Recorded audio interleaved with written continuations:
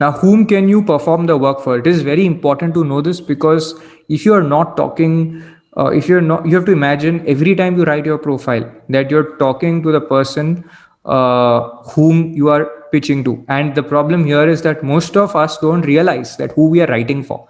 Why? Because we think Upwork is a platform where we'll get paid work, Fiverr is a platform where we'll get paid work. So we write some random profile we make from whatever we know. Okay, but we are unable to visualize what a real client would want. Now, so that's why I'm giving you more picture of who you may do the work for. One is, of course, Indian clients, especially startups and SMEs. Now, by the way, even Indian startups or Indian clients often hire lawyers from Upwork and Fiverr. Sometimes these are clients who are foreign clients looking to invest in India. Sometimes there are Indian clients also, because they want to evaluate proposals in more detail. Okay, so what's the difference between startups and small and medium enterprises? By startups, we mean businesses which are scaling up really fast with technology, and therefore they require a lot of investment rounds to scale up their operations. Now, how is this beneficial for a lawyer?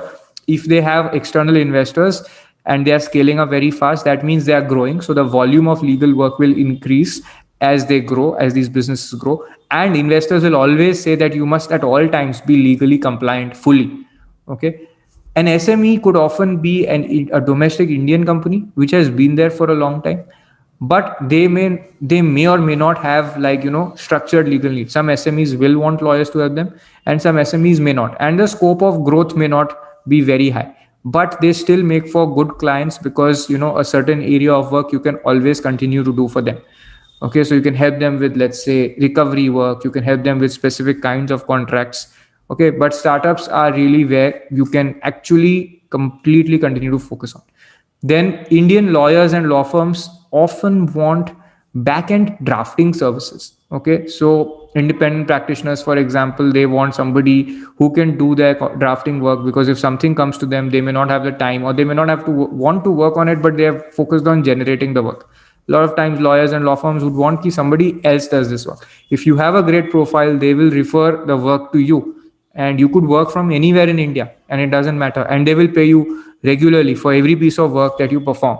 Okay, now market for Indian lawyers and law firms may not be very good on Upwork and Fiverr. This you will have to personally build the relationships and the profiles, and then look for getting this work. Don't expect to get this work directly, by taking unstructured actions.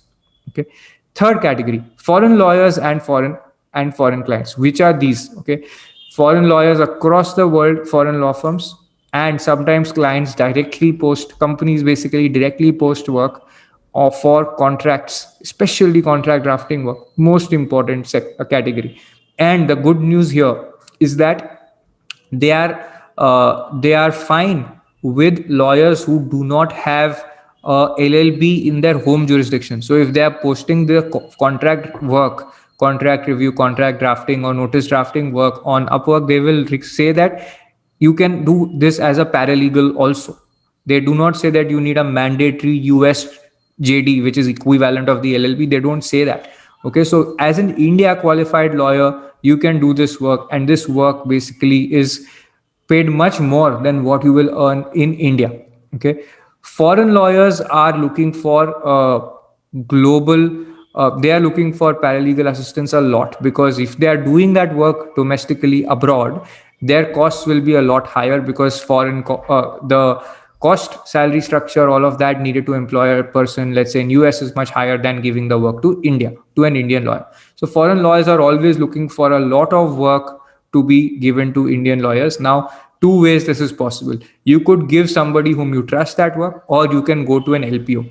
Okay, if a person has set up an LPO, then the margins will be taken by the owners of the LPO, and therefore working for an LPO will not allow you to get the benefits of working for a foreign client.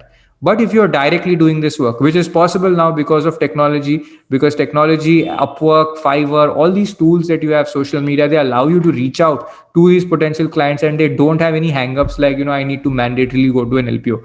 That's not there. So you can capture that work and perform this. Okay, so three important categories. Indian clients, especially startups and SMEs, and strategies for these are different from Indian lawyers and law firms, because you will be talking to a different kind of person offering a different value.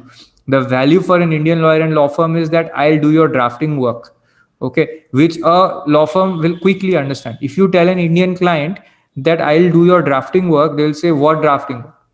So here with an Indian client, you'll have to walk through with them on what their actual burning pain point is and which out of many problems they must solve first to benefit. And then you have to show how you can help them. With a lawyer or a law firm, the approach will be different. With a foreign client, you may need to write down a written proposal and put it on Upwork, okay, apply for a specific opportunity. All of that will have to be done.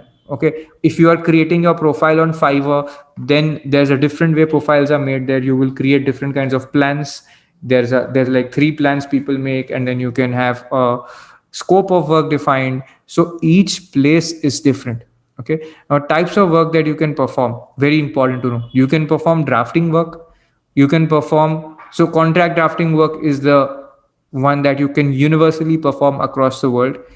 Legal research and advisory work often gets bundled with it. Like people, if you know how to draft, let's say, a particular kind of contract, okay, let's say you know how to draft an investment agreement in India or terms of service and privacy policy, and you're an Indian lawyer, okay, now a foreign client could give you some research work, or an Indian client also, if they are on Upwork, can give you some research work on what are the regulations governing that area and what should they be mindful of while creating their app or platform.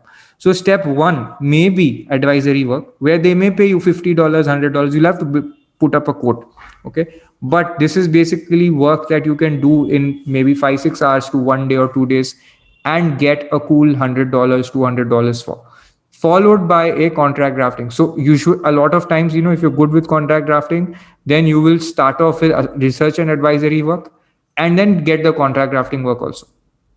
If you're doing work for law firms, because you know how to draft contracts, let's say you're very good with technology contracts, okay, and what work can a law firm give you? If you apply to a technology law firm, they'll say, okay, look, we specialize in these areas. Now I want you to generate a lot of content on software development agreements, then on technology transfer agreements, then on services agreements. And since you've drafted all these contracts, now I don't have contract drafting work to give you, but write on these contracts. Okay. And if you do well, we'll start paying you intern or stipend from second month onwards. Now, this is also a kind of earning opportunity.